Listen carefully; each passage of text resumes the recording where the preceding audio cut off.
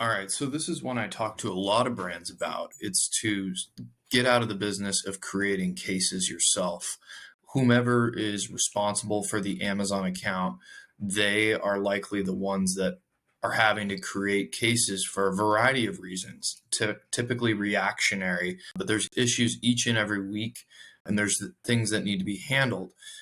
And this is a big time suck. You can't predict when these things are happening, but they're consistently happening. So it is a portion of your job to deal with this. But not only a time suck, I say here, it's also a mind suck. So it takes your mind share to deal with these minor issues that seem to always add up. So once you create a case, there's multiple follow-ups involved, and that can take days or even weeks to resolve. And so it's less about that few minutes it takes to create the case, but more about the fact that it stays on your mind. You have to stay organized, and it's your responsibility to follow up on that case and ensure that it's done at some point in the future.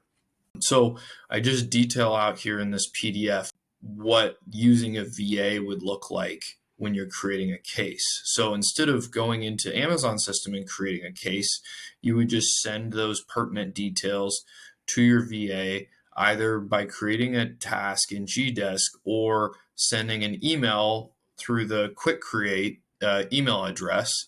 And I really like that one. So you can use that if you have your own email open, or a big one I find is other folks at your organization have sent you an email for an issue and maybe they've detailed it out.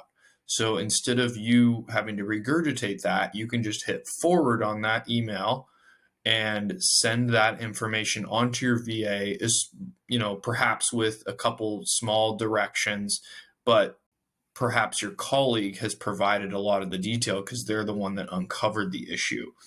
From there, the VA creates the case. They follow up on the case. When Amazon replies, they can push back as needed or bring you in as needed.